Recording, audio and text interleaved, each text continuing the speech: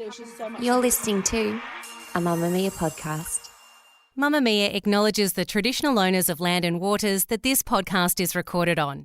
Just a heads up, this episode contains graphic descriptions of extreme violence against children. Take care when listening.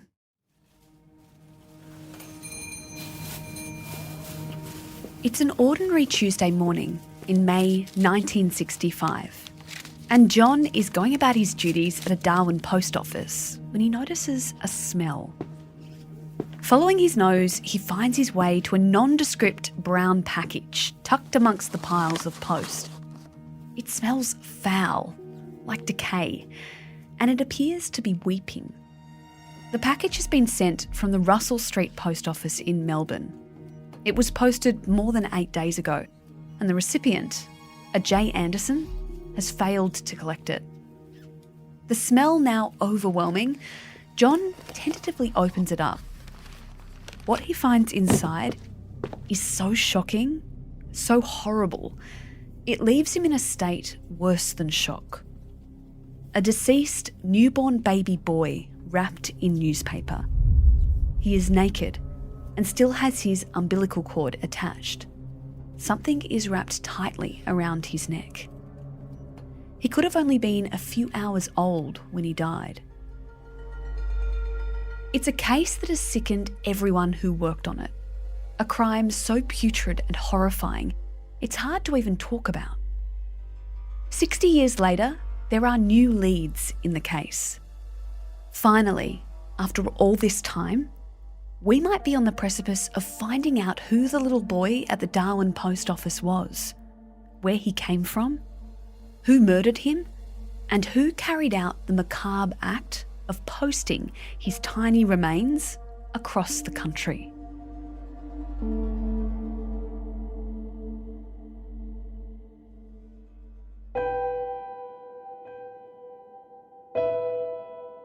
I'm Gemma Barth, and this is True Crime Conversations, a Mamamia podcast exploring the world's most notorious crimes by speaking to the people who know the most about them.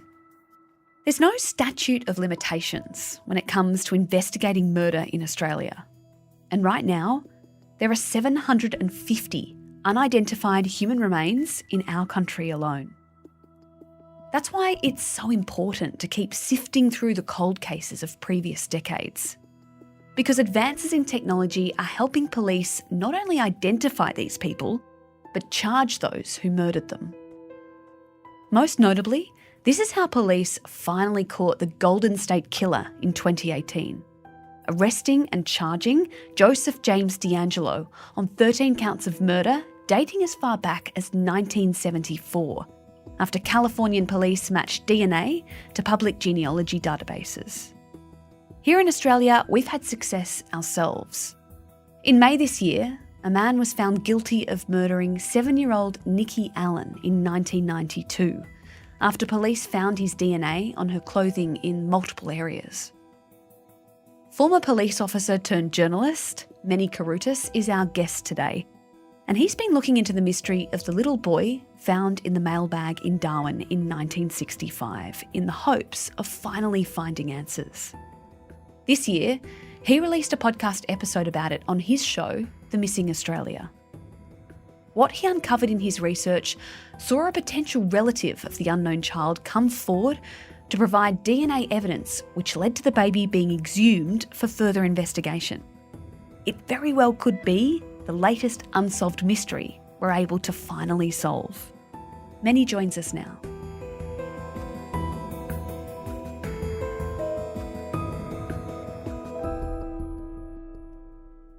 Meni, I want to start with your background first up. Tell me a little bit about your career and your career change. So pretty much shortly out of school, I joined the New South Wales Police, and I was the third class 205, to go through the new Goulburn Police Academy back in 1984.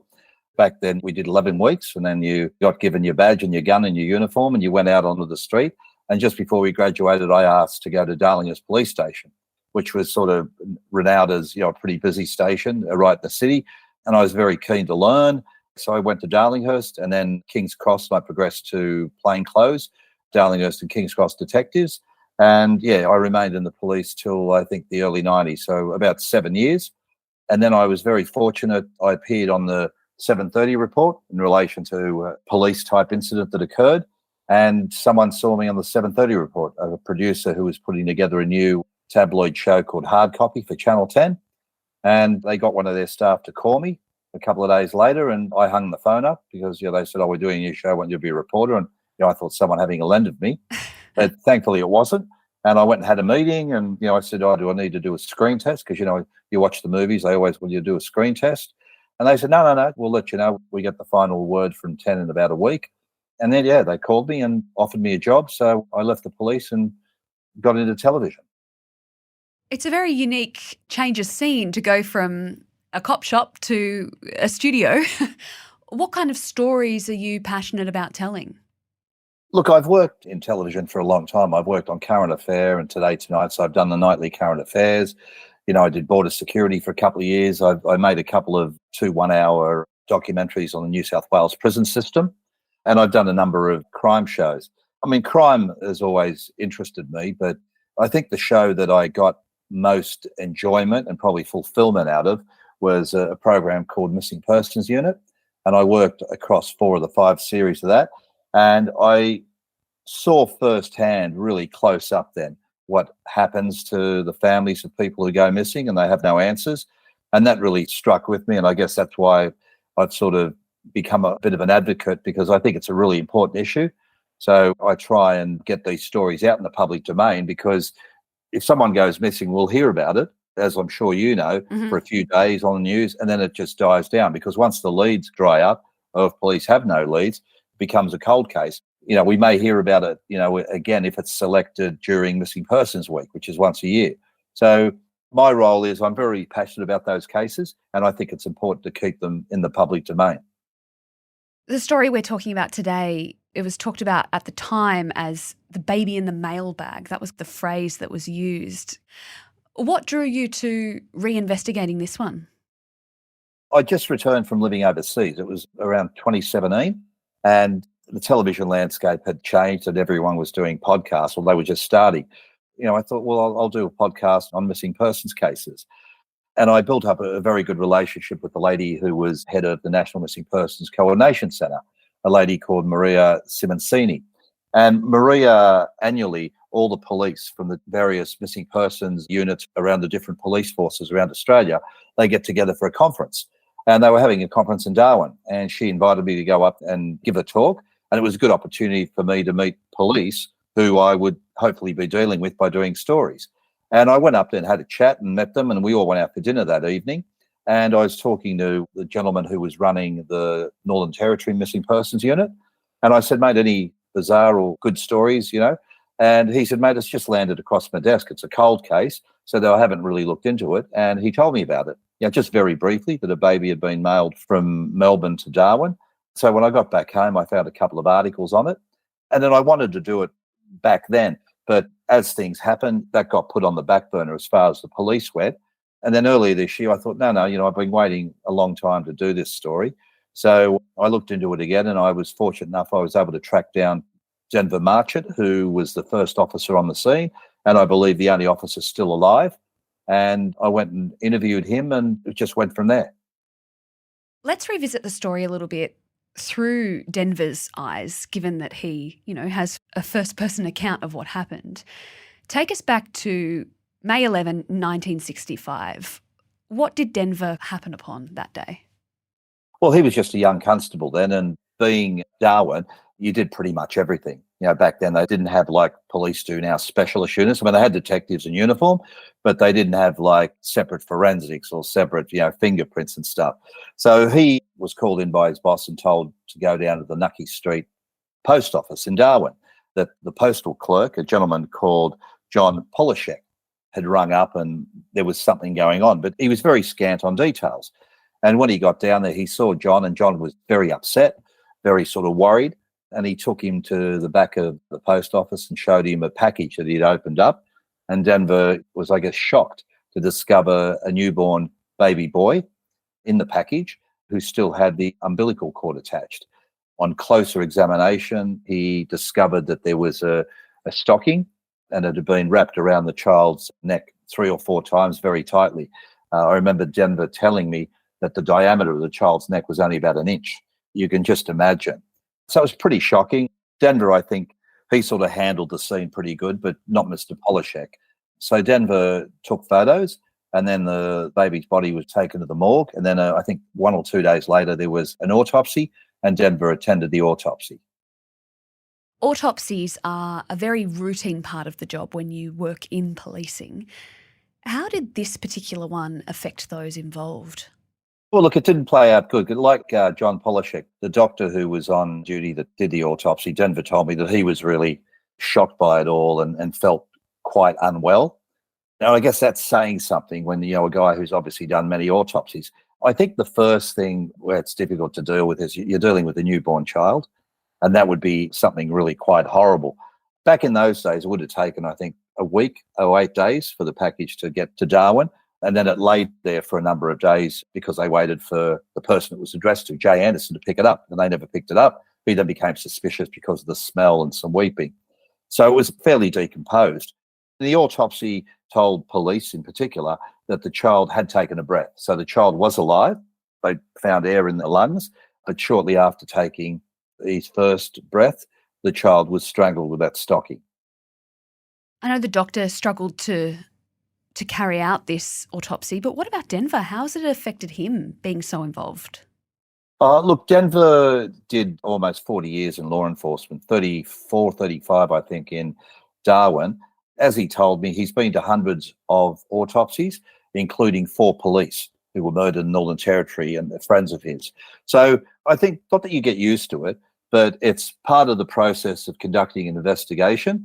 I guess you prepare yourself because you know that an autopsy can give very valuable information about how someone died and the time they died. So I don't think the autopsy was something that Denver really thought about. I think the issue was, that it was a child, and the other issue being that for all these years, he's carried this theory, I guess, that he may have known who the potential father or who the recipient of the package was meant to be.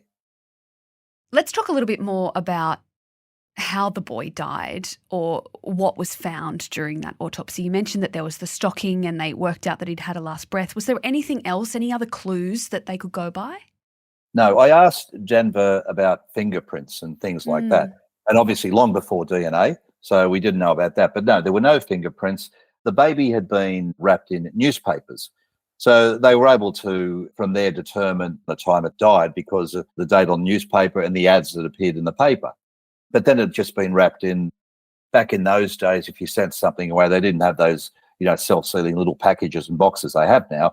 It was just like a thick brown paper. It was like what butchers used to use back in the day.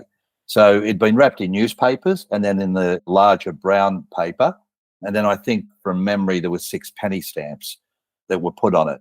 And it's interesting because I asked in my story, I questioned why no one was alerted to something wrong, and I said because of the shape of the package and all this. And Denver said that back in those days in Melbourne, there were obviously lots of immigrants and they may have had relatives up there in Darwin. And a lot of the Italians and the Greeks and the old Yugoslavs back there in Melbourne, they would make their own salami and hams and stuff, and they would send it in the mail, which you can't do now. So that's what people probably thought. If anyone sort of raised suspicion, that's probably what they initially thought. Oh, it's someone sending a salami to their friends, which is really a horrible thought. But that's why it didn't, elicit any alerts or red flags initially, I think. I went to Melbourne and I went to the Russell Street Post Office. Mm-hmm. So there's a plaque there now, so it's no longer a post office, but the building is still there. And we believe it was a male that took it there. This is what Denver recalls from the initial Victoria investigation. But whoever it was, that some person is carrying along the street, walking past people, a package containing a deceased baby, and then puts it on the counter. And I wondered how they could remain so calm. I mean, did they have ice in their veins, or were they acting nervously and no one picked it up? But I just found that sort of that was disturbing, for someone to be walking, carrying a package containing a deceased baby. Especially because I guess you could have picked a less busy post office. 1,000%. I thought about that. And you know what I think? I think they went to a busy one because there'd be lots of packages and it'd be less noticed. So that's why I think they went to the Russell Street, because it was probably the biggest. They thought with all these packages, there'd be other packages going to Darwin. It wouldn't be just on its own, which someone may notice then. So that's why I think they went there. I think that was quite a planned move to go to Russell Street. Manny, what happened to the body after all of the autopsies and examinations had been done? Where was the little boy buried? He was buried in a Darwin cemetery in an unmarked grave. So plots are numbered, and he just would have been a number. In the records, it would have been, unidentified male. That's it. And that's what I find really shocking. I think everyone deserves the dignity of a proper burial. And I have to tell you, Gemma, this case is very rare and bizarre in that someone was posted in the mail. An unidentified body is not rare. Currently in Australia, there are more than 750 unidentified bodies in morgues and unmarked graves around the country.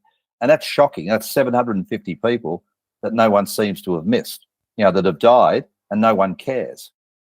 Let's talk about who the package was addressed to and from. What do we know about that? Or what did they know at the time? Well, the package was addressed to a Jay Anderson. Now, I asked Denver many times, what inquiries were made. And he said, well, I didn't look after that. It was up to the detectives, but I imagine they made extensive inquiries. But he said they didn't know whether it was a John, a James, a Jeff, or whatever. And you've got to remember, 1965, police now, they'll put a name in a computer and all the vehicles owned by that person will come up. Back in those days, and even when I joined in the 80s, it was all basically cards. So it would have been a painstaking process, but they didn't come up to anyone. But as far as the sender, so there was a return address on there, and it was JF Barnes, 2 Woodridge Avenue at Mentone. Now, Mentone is about 30 kilometres southeast of the Melbourne CBD, but person did not exist and the address was fake. So they were never able to trace at either end. Can you ascertain any clues as to why someone would pick that specific name or that particular street or that suburb? Is there anything to look into there? Look, all I can think of is that perhaps the person lived nearby and, just picked it out of the, maybe they lived in Mentone or maybe they knew someone who lived in Mentone. I wanted to try and find out the type of suburb it was in terms of socioeconomic, was it like a rough area and maybe they picked it because of that reason? But I wasn't able to find that out. Did Denver shed any light on any of the theories that police had at the time as to where this baby came from and why they ended up there? The main theory they had was that it was a woman who'd been abandoned, had fallen pregnant to some man, and the man had abandoned her, and she, possibly suffering postnatal depression, had killed the child and then posted it to her lover, the man who had abandoned her. I mean, that was the one theory that I think was strong around the time. That's one possible theory, but we've also come up with another one as well. Can you share what that was? Yeah. If it wasn't a woman who was abandoned by a man, the second theory, which I believe points more to being correct, is that it would have been perhaps a woman who was married and had an affair, fell pregnant. Her husband was unaware who the father was, whether it was him or the lover. So he made her have the child at home because police checked all the births around that time and they were all accounted for. So the baby wasn't born in the hospital. So it definitely born at home. And I think that when the child was born, the husband discovered that he wasn't the father, and in a fit of rage and terrible revenge, he murdered the child and sent it to his wife's lover. Why do you think that theory is more plausible than the first? In one, it's a male offender, and in the other, it's a female. Yeah. Well, look, we know that with postnatal depression, women, are capable of committing really, really terrible acts. Infanticide, there's many cases like that. I just get the feeling that just the brutality of this, that it was something only a man could do. As I said, it's just a gut feeling, but I discussed it with Denver at length and he believes the same. Yeah, we both sort of concluded that, no, this is something that a man had done. You're listening to True Crime Conversations with me, Gemma Barth. I'm speaking with podcaster Manny Karutis about Darwin's most infamous cold case, the baby in the mailbag.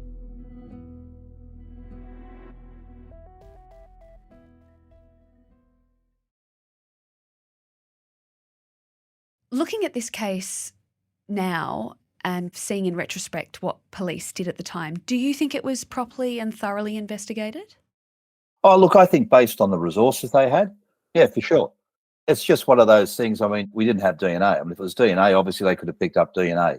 There was no fingerprints on this. So for all we know, whoever wrapped the baby may have worn gloves.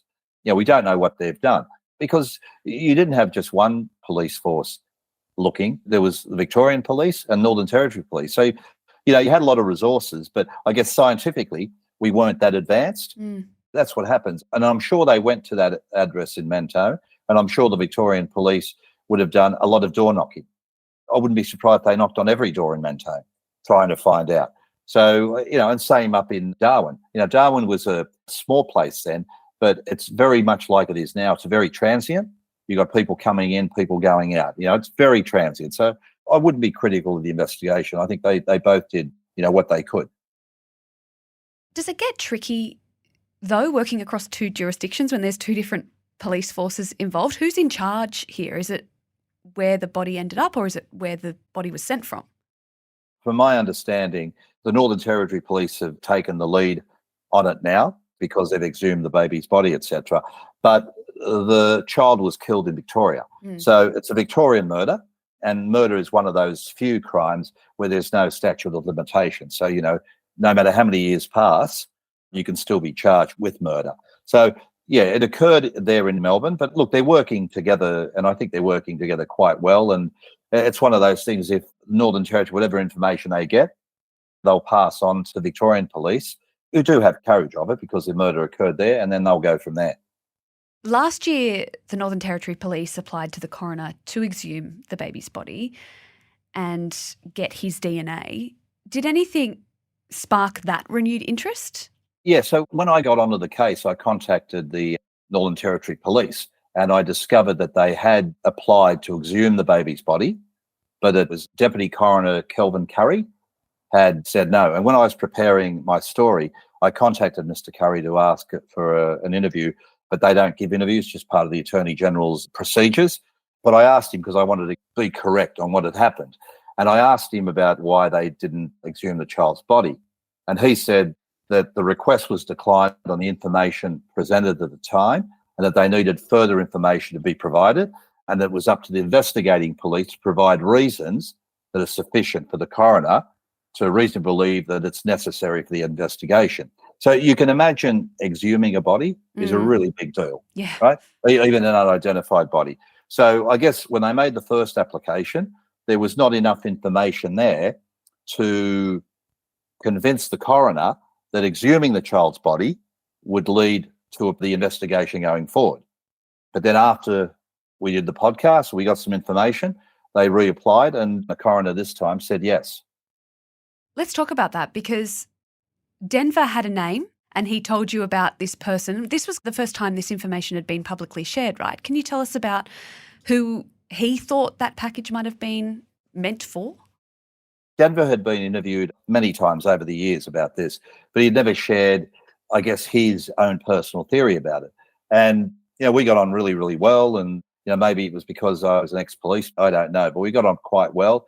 And before I ended the interview, he said, look, there's just something that I've sort of carried for a while, for all 58 years, a theory I have that I may know who Jay Anderson is. And when I asked him, he proceeded to tell me that there was a very famous Indigenous sportsman, very famous AFL player called Jimmy Anderson, who was very famous in the Territory, was named in the team of the century and all that stuff. And Denver used to play footy against him. Now, I guess Jay Anderson, Jimmy Anderson, he knew the name. And I said, did you ever broach it with him? And he said, well, no, I didn't, because, the detectives followed that. He said, for all I know, they'd spoken to the Jimmy I knew and nothing had come of it. He also said he didn't feel it was his place to go up to someone that he knew through sport and say, hey, are you the father of this child? Because Mr. Anderson was married at the time and had 3 small children. So there was those sensitivities around it. But Denver's 83 now, and I think this is a case, I always say every ex-detective you talk to, there's always one case that you weren't able to solve that really sticks like a knife in your side. I have one, and this was, I believe, the one for Denver. So he shared that with me, And I mean, of course, it was pure speculation, Yeah. but I could just tell, and I'm very, Intuitive? intuitive, and I believe in a cop's gut instinct. I've got a good instinct, and Denver was a very capable policeman, and he's still very switched on. So I did some research into Jimmy Anderson, and he was a star of Darwin sports world. He was very good looking. He was charming. He had a real aura about him. So I made the decision to go with Denver's theory because I thought it was a strong theory. But I did say that in my story. I said, there's no evidence, but it's just, it's an old cop's gut instinct. I did inform Mr. Anderson's family. I was only able to track down his grandson, and I got a message through to his grandson because I would never want them to hear about it, without knowing. Mm. But unfortunately, not every member of the family was told about it. So, yeah, we went with it, and I'm glad I did because I believe it led to a big breakthrough. Because Jimmy Anderson has been passed away for a while now? Yeah, about 7 years. Yeah, okay. And what happened when you released your podcast with his name in it? That morning, I got a phone call from a lady who identified herself as Amelia Anderson. And Amelia Anderson is Jimmy's daughter. And she was speaking to me, and next to her was her other sister, Judith. And she said, my sister and I, we really feel that this is our big brother, and, we want to do whatever we can to identify this child, and we want to give him a proper burial and a name. Wow. Yeah. That's quite chilling to hear, isn't it? To hear them refer to that little baby as their brother, even.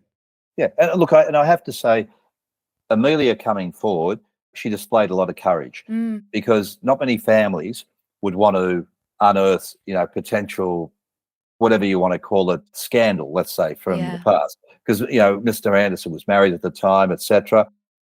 So I think it took a lot of courage for her to come forward. And I know that it has caused a rift within the family, some members of the family. So, yeah, it's been a difficult time for her, but I really do thank her because I think that her courage, has led to obviously a clear development. Otherwise, the baby would still be in the ground. And we know now how far DNA has come. So even if it's not matched to Mr. Anderson, police have that DNA and they can use all those databases like Ancestry.com and all this stuff to try and locate the other side of the family, the mother. So what happened after she came forward to you? Did she offer up her DNA? How did the police then get involved? I interviewed her and I said, so what are you prepared to do, Amelia? And she said, I'll give my DNA. She goes, me and my sister will give our DNA. We really want to help get to the bottom of this. So I then contacted the Northern Territory Police, the officer in charge, and I said, I've just had a call from this lady. This is her number, and passed it on to him. And then I believe within less than 2 weeks, she attended Darwin Police Station and gave her DNA. And I think following that, they made another application to the coroner to exhume the child's body. And now with the added information that they'd found a possible relative, the coroner thought the time was right and the grounds were strong to exhume the baby's body. So where are we at now? Has the body been exhumed? Last Wednesday. Wow. So it's all still so fresh. Yeah. 9 a.m, detectives plus, obviously council staff and some other medical people were there, and the child's body was exhumed. So I'd say it's been taken to the morgue now, and the next steps will be to extract DNA. And then the first thing, once they extract DNA, will be to compare it to the Anderson family. Did Amelia give you any insight into why she thinks her dad might be involved? Could she place him in Melbourne at a certain time or anything like that? I tried to do all that, and I discovered that he had, because he was, as I said, a star footballer. So there would have been many clubs, especially in Melbourne, Victoria, where the AFL is huge, that would have wanted him to go play for them. I think he'd gone to Perth and maybe Adelaide and had a couple of games, but I could never discover that he had been to Victoria. Look, I think the thing was, as I said, he was a very charismatic man, an attractive man, and this really hurt her to say because, she would never want to put her father down because she loves him dearly and he's her hero. But she said that her father was known to have been unfaithful to their mother during the marriage, and I guess that was why she thought that it was her dad. But the other interesting thing, when I probed further and I said, well, how many Andersons are there in Darwin, right? And this really sort of I guess, convinced me even more that I was on the right track. She said, we've lived in Darwin all our life and we're the only Andersons. She said, the only Indigenous Anderson. She said, the only other Anderson they've met, Indigenous person, was someone, not a relative, but who came over from WA, and they ended up meeting him. And did they confirm that the baby was Indigenous? No, not yet, because of the decomposition. Gotcha. So that's the other thing we need to work out now, because with DNA, you can also determine the ethnicity of someone. So that's the other thing to determine.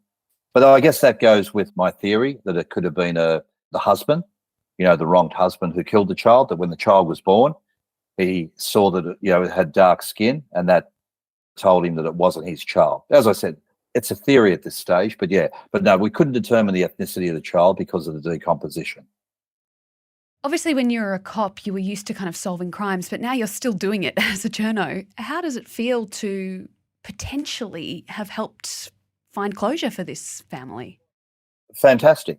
That's why I do it. I only do stories where I found something new, a new witness or new information, and I can progress the story. So every story I do it with the aim of trying to elicit new information. Like the catch cry of my podcast is someone somewhere knows something, which I believe. So that's what I always go on.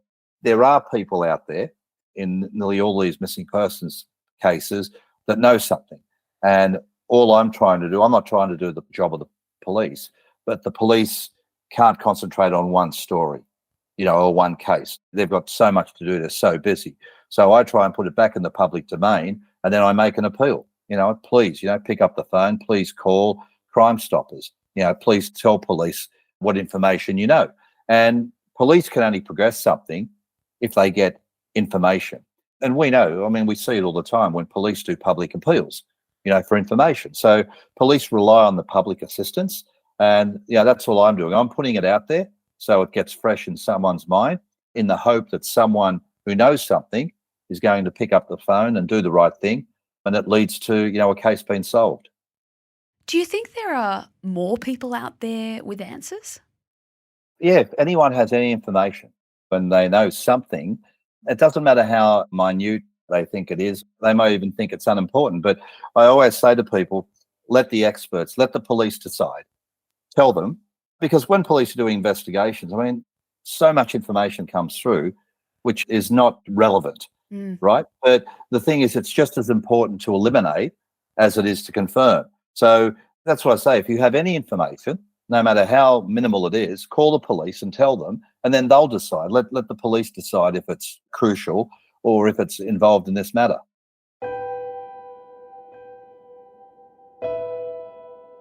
Thanks to Manny for assisting us to tell this story. You can hear more about this case on his podcast, The Missing Australia with Manny Karutis, which is linked in the show notes for you. True Crime Conversations is a Mamamia podcast hosted and produced by me, Gemma Barth, with audio design by Scott Stronach. Our executive producer is Gia Moylan. If you enjoyed this episode, let us know by leaving a rating or review in your podcast app. Thanks so much for listening. I'll be back next week with another True Crime Conversation.